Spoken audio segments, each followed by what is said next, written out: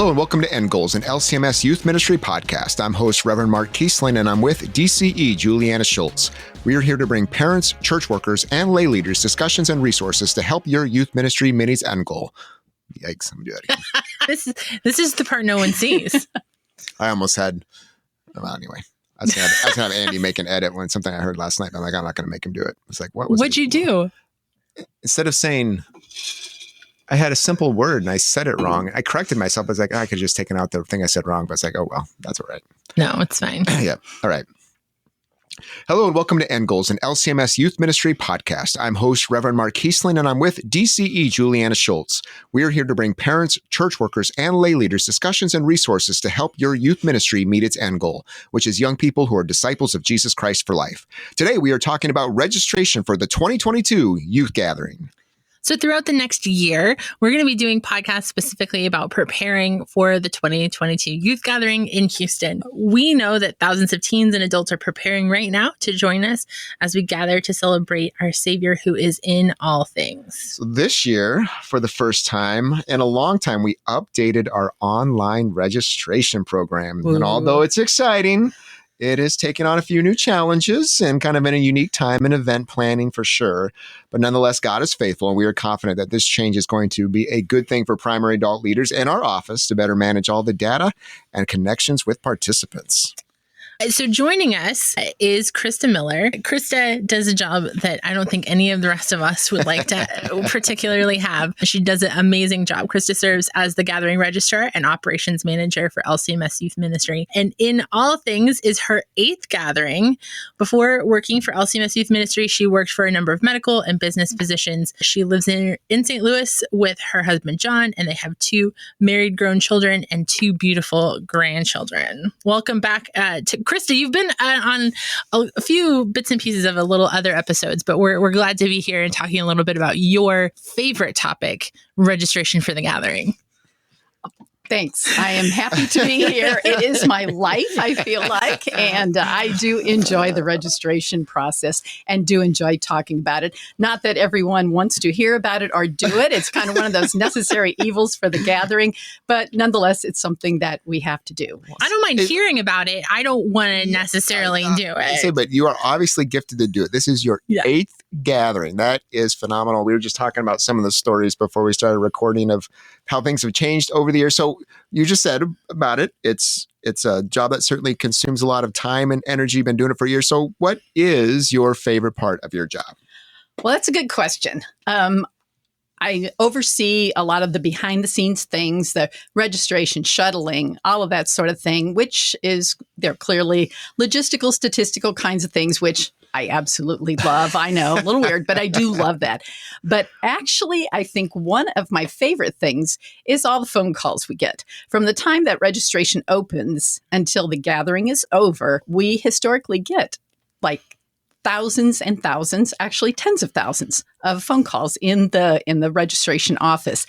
So we hear from so many people across our country, and it's so much fun, truly, to talk to our youth leaders and both professional church workers and just the volunteer youth leaders to hear what they're doing in youth ministry in their churches. And they're great stories, and it's just very refreshing and enjoyable for us to hear all the fantastic things going on out in our church. Yeah. And I remember kind of bringing my first youth group to the gathering and having to call and being so nervous about it. Right. And remember getting off the phone call being like, oh, okay, everything's going to be all right. Just, that comfort. And so we so appreciate, I'm sure on the other end of that, how many youth leaders who you can talk through this process. So if somebody's never been to a gathering before, it's their first time, walk me through, what do I do to register for something like the gathering? My first suggestion would be go to the Gathering website and find the registration book and read it. Now, if you're like me, I'm older, as Mark was saying. I like papers, so I download it and print it. And I still, even though I wrote the book, I have a copy of it on my desk for a reference. If you just take a few minutes to read through it, you will have a lot of answers to a lot of questions that might come up later on. So that would be the first just kind of basic thing to do. There's also They are worksheets that you will find for your participants, for the adult leaders and the youth participants as well. So you might want to use those if you don't already have information on your participants that are attending from your church. Hand those out, get the information, collect that, and you will have that ready when you are starting to register. So the two pieces of information that you need to actually start your process is your congregation ID number, as well as an email address that you will use consistently throughout the whole registration process. After you have those things, you will go back to the website, log on, and you can start the whole process. Now, if you want to sit down and register everybody at once, perfectly fine. You don't want to do that? That's okay too. You just come back to the site later on, and that's where the email address comes in handy. You will need that to get back into your site. After that, you'll be prompted through just the process step after step, and you'll be able to complete the process as it is. I think one of the things with the new program that was, I think, a little bit of an upgrade maybe from the previous one that you're talking about is that once they enter that email address, they will get an email that gives like the login to get back in. And so like, if you're someone like me that I wake up in the middle of the night and wonder, did I ever mail that payment in? Did I take care of that? And instead of, we love hearing the phone calls, and calls are great, but at the same time too, this system will be even easier to where like I'll be able to log back and be like, oh yeah, they already gave me credit to my payment. All right, I got that taken care of. So kind of like that dashboard that you can log back into, which will be, I think, one new thing that would be, if you're a primary adult leader who's done this before, that'd be one new addition, to be looking for that email that comes with the login, opportunity to log back in, which will be a good addition. Absolutely. So we talked about some of those first step things. So what are some key dates? I'm an adult leader. I'm getting prepped. I've got my calendar. I'm going to put it into my Google Calendar. I'm going to have my paper calendar that I'm going to put my dates up on. What are some of those key dates I need to be preparing for and preparing my adult leaders and also my youth for? Well, as Julianna said, we are having the new registration program. This should be up and ready by the end of September. So you should be able to go in, set up your account, and start entering information if that's what you want to do. But that you can do as soon as the end of September. Now, the first key date to remember is November 1st. After you get all your information entered in, you will be prompted to print a pastoral affirmation form as well as a registration summary. And those documents will have to be mailed to the gathering office along with your deposit. You can postmark those as soon as November 1st. Don't do it sooner. We want to make sure everyone has a level playing field. If you do get a little anxious and you think, oh, October 30th, October 31st, I'm going to throw it in the mail, we will send it back to you. And not trying to be mean about it, but we want to make sure everybody is equal on this. And one of the key parts is that we are working on a first come, first serve basis for this gathering. And there's a couple of things that do come into play with that. But the primary one is that first come, first serve, you get the first choice of downtown hotels. And I know that's what everybody wants to do, which is why we have to make sure everyone is equal on that. We do look at the postmarks and we note the postmark. So it's not when they arrive in our office, it's actually the postmark date. So the folks on the West Coast have the same advantage as the people who live in St. Louis. So November 1st, that's the key date there. The next one is March 1st of 22. The registration amount is $395, and on March 1st, it goes up to $450. Now, if you have some youth that are kind of on the fence as far as whether they're going to go or not, you may want to encourage them to make their decision by March 1st so that they do get the initial registration fee of $395. The final day to get express registration is May 4th.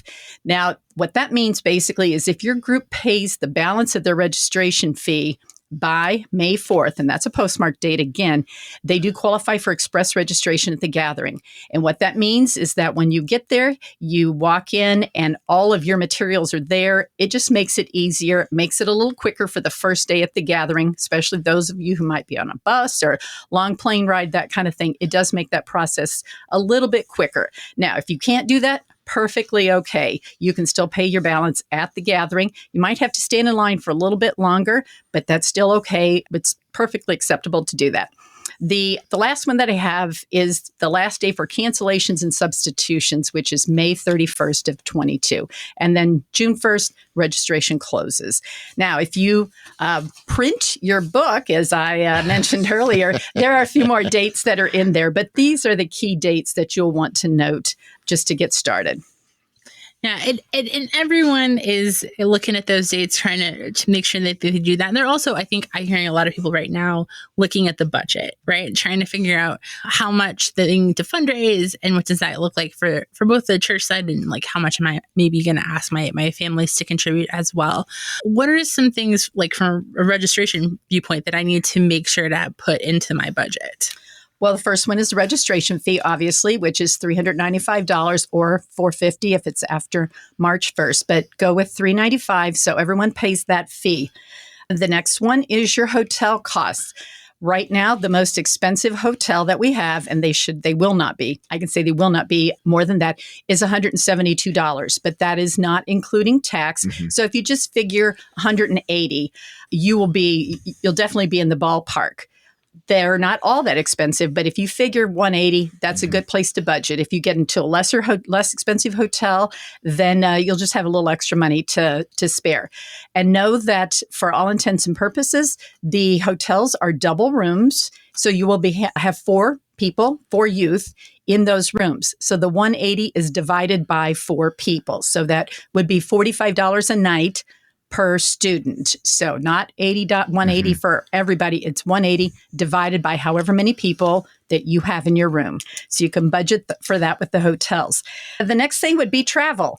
And that is something that each individual group is just going to have to calculate for themselves, whether you fly, whether you take your own bus, get on a district bus, you have a smaller group, you can get in a van, what have you, but figure that out. So the travel is part of that too. And then the last thing is food. And we always get the question, so how much should I budget for food? And my response is, how much do you eat? It varies from one group to the next. Some are very creative. And as far as how they get their meals and things while they're there, some just kind of go big and they like to go to restaurants while they're there. And all of that is perfectly acceptable. But you kind of have to figure it out for yourselves what works for you for the food. But the registration and the housing, those are pretty well set. And then travel and food based on how you choose to get there. So you've mentioned a couple of times hotels, right? And that's another part of what your job is. Right. So how many hotels do we have kind of in average? And you mentioned downtown hotels. Is that the only place where we're having hotels? She knows I know the answer to this question, but at the moment at the moment, okay, I'm going to say at the moment, because until we know how many people are coming, we don't know how many hotels we're going to need. So it's kind of one of those it's a moving target. It is a moving target. It truly is. At the moment, we have downtown hotels, and we are at an area referred to as the Galleria. It is a really nice area. Hotels are very nice, and a lot of restaurants and things of that sort. Those are shuttle hotels from the Galleria. Downtown hotels are all walkable. So at this point, those are the only 2 areas that we will be using. And at the moment, we are using 40 hotels. Now, again, that's going to depend on what our registration turns out to be as to whether that number goes up or whether it stays the same.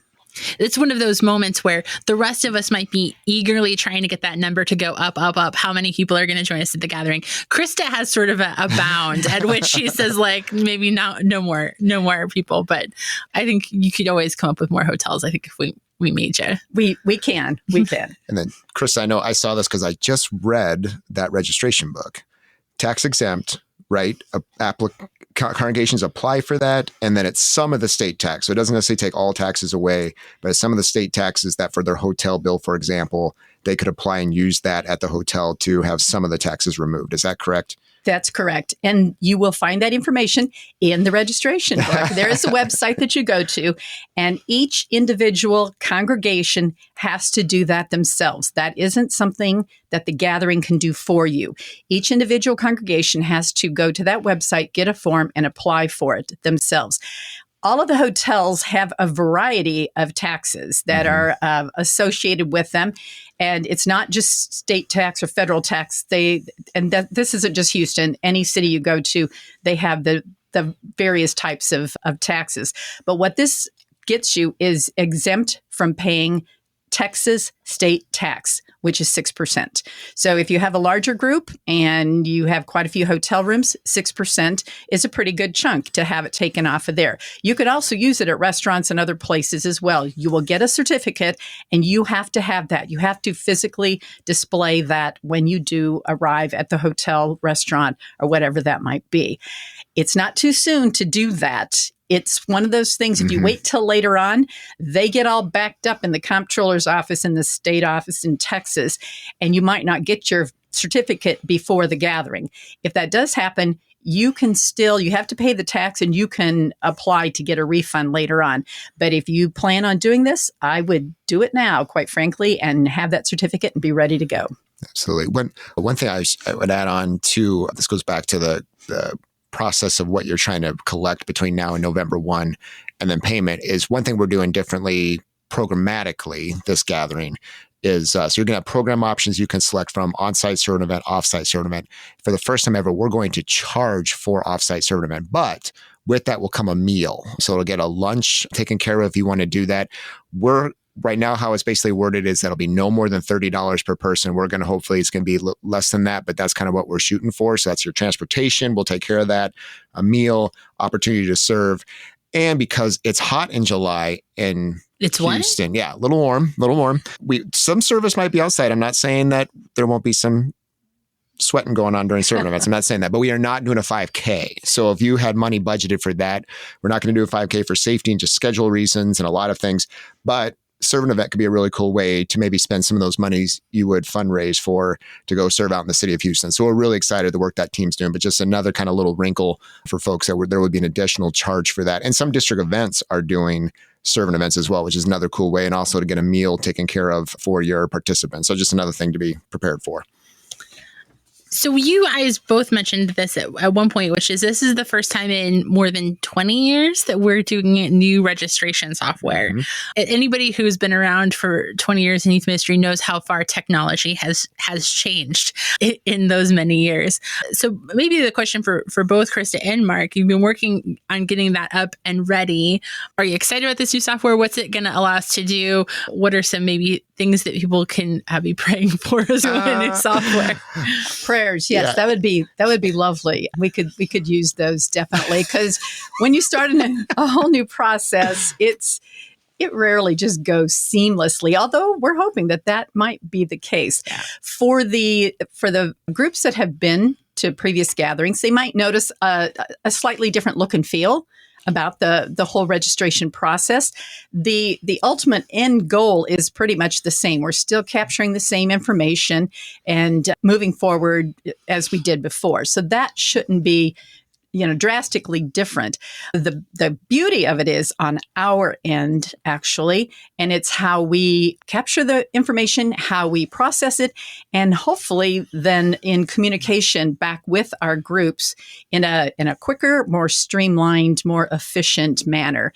That is pretty much the major intent of the whole new program. Mark, what do you think? Yeah, I think the communication side and trying to get everything under one hood a little bit more, if you will, from all those things, from housing to the additional servant event, non-servant event.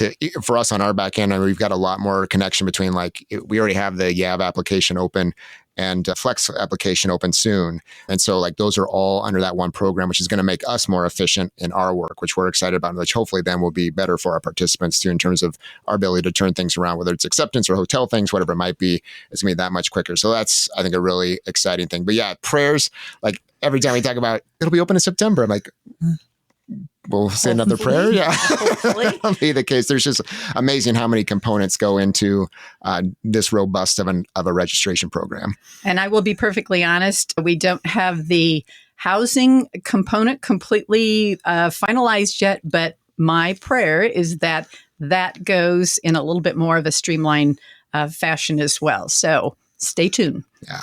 Yeah. Yeah, so the hope is really that for the participant, for the primary adult leader who's interfacing there, it might not look dramatically different, but they'll get better communication. And on our end, we can be a little more efficient, things all together for us. And the technology on our end will be dramatically different. So yeah, and I'll say one thing that they'll see down the line we haven't really talked about yet is then the exciting thing too is this same company is our app provider. And so there'll be additional connections, we think, down the line that even if it's not this gathering, future gatherings too. So that's another thing to be looking for. That'll be a really exciting thing for us. I think that'll streamline some things just from a communication standpoint.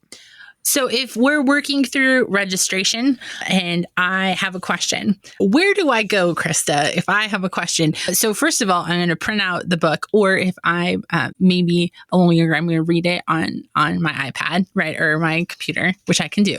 Where else am I going to look for information? Well, the gathering website is just a wealth of information, not just about registration, but everything else about the gathering. As soon as we have information, new information about the gathering, Meredith puts it on the website. So she is constantly updating that. So if you're looking for something, go to the website. That's awesome.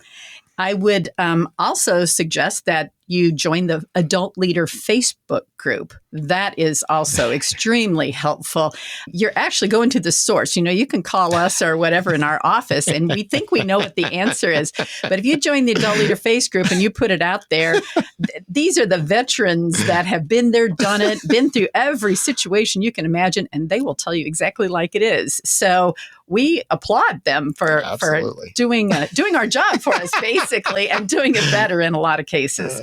We have district coordinators who are amazing. For almost all of our districts, the 35 districts, there is a district coordinator. And if you go to the website, they're all listed. If you want to travel with other groups or, anything, you just have any kind of shuttling issues that you want to get on the district bus, what have you, please feel free to contact them, and they can actually help you with a whole lot of things as well.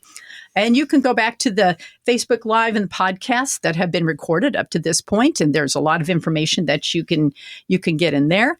You can also call or email our office. We are happy to hear from you, and we will help you with anything that you need along the way. Now, the one thing that we would ask is that you don't contact us on our personal social media sites. We have a lot of great relationships with a lot of people, but we do like to keep our personal stuff and our business stuff kind of separate there. One other thing that you have taken, I know, to a new level on a lot of different things and been helpful for congregations is around special needs. And that's part of the registration process as well, collecting that information, helping groups along with that. So if a youth leader has a young person who has maybe a need for an extra accommodation or just questions along those lines of how the gathering serves those with special needs, what are some tips for that? What's the process for that? What's the interaction they have with our planning team or with our office? Well, I think the first thing that the Youth Ministry Office wants everyone to know is that we want every young person who wishes to come to the gathering to be able to do so, regardless of any challenges or limitations that they might have. We have a whole team that's all they do. That is their sole purpose, is to work with our groups to help the young people who have any kind of challenges to be able to attend the gathering. So when you register, there is a place that you just click if it's special needs, and there's a little more information that we will ask of you to provide for that young person. So when we get all of that information, we share that with our special needs team, and someone from the team will personally reach out to the primary adult leader of the group to just discuss the situation, get more information, and find out exactly how we can help them at the gathering, regardless of what that limitation might be. If you have multiple youth within your group that have some needs as well, fill out multiple forms. We need a form for each of the youth that does have the need, and we will do everything that we can, that we're able to do to help this young person attend. Now, the one thing that we don't do is address food issues. The gathering does not provide meals per se for all of the participants. So that's really kind of an arena that we can't step into. So we would, if you do have young people that have any kind of dietary allergies, challenges, limitations, what have you, we would just maybe recommend that you do a little research, do your homework before you actually go to Houston to find restaurants, grocery stores, whatever the case might be, that you can make sure that you get the proper food for the people in your group who might have dietary needs. And we've certainly seen over the years with gatherings that cities just have more restaurants and more options for young people or adults who have dietary concerns, that there's just more food readily available. That was been so thankful to see restaurants and grocery stores respond that way. Absolutely. And it's been fantastic to hear you tell stories of over the many gatherings, people who needed maybe some simple accommodations or maybe some not so simple accommodations who have come and been able to really have a positive experience at the gathering. So we want to encourage congregations to not let that stop them from including whoever wants to come to the gathering as a part of their group. Absolutely. Krista, we are so thankful for your investment, not only in the 2022 LCMS Youth Gathering, but the many gatherings that you have served on, and looking forward to these next weeks and months as groups start to register and we gear towards July of 2022 in Houston. It's exciting. It is definitely an exciting time, especially with the new registration program. And this is just always an exciting time as enthusiasm builds, and it's just a lot of unknowns, a lot of uncertainties, but it's always exciting and it's fun. We know that LCMS congregations have faced challenges in planning worship and ministry events and Christian education opportunities. And we too have faced our challenges and starts and stops and unexpected bends as we plan for the 2022 LCMS Youth Gathering. But God is faithful and good, and we continue to follow the path laid out before us. And we thank you for the grace shown to our office as we continue to pray and figure things out, make some mistakes along the way, but we keep pushing to the opportunity to gather in Houston in July 2022 in the name of Jesus. And I know there will be time in the coming months as well that we will have to ask for forgiveness, and we thank you for that gift being granted to us as we figure this out. Because along the way too, if you're still just getting started, know that certainly we got the things processed and the dates starting. Know that many people and many congregations often register off that first date. If you're still figuring it out too, coming out of the pandemic and those kind of things, know that our office is here to support you and cheer you along the way. So thanks for all you're doing to invest in young people's lives. I'm so grateful for Krista and this team, both because I was grateful for them as a DCE when I had to call the office and get help with my registration back in the day. And even more grateful now as I get to see behind the scenes and how God is working in and through them in incredible ways to help make sure the gathering comes together and is a place for us to celebrate how God is in all things. So 3 things for you to note if you are an adult leader preparing for the gathering. First and foremost, pray. Pray for our office, for our planners, for your young people, for the other adult leaders. What am I saying? What are we praying for? Yeah, like how you just said no. They'll be strengthened in their faith. There you go. That's what we're doing. Community built. Yes. Keep it simple. 3 things to note if you are an adult leader preparing for the gathering. And first is to pray. Pray for our office, for our planners, for young people and the other adult leaders, that God would work powerfully through the gathering to help them to grow in faith. If you have not done so yet, think about having a first meeting to connect with young people who are interested in your high school years and your adult leaders, to start maybe passing out the worksheets and start to get interest forms back from participants in your congregation to be able to make those connections coming out of maybe a time of pandemic where you haven't been able to meet regularly as young people heading back to high school and to connections with friends. That may be a time you start to gear them towards July 2022. And finally, reach out. If you have questions, let us know. Meet up with adult leaders on the Facebook page, call us, email us. We'd love to talk to you and make sure that we can give you all the support you need to get your group to the gathering. And we will continue to keep you in our prayers as you prepare and register for the gathering. And we know there are a lot of pieces that go into this process, but we are here to support you. And we know God will work powerfully through you as we all gather together in Houston in 2022.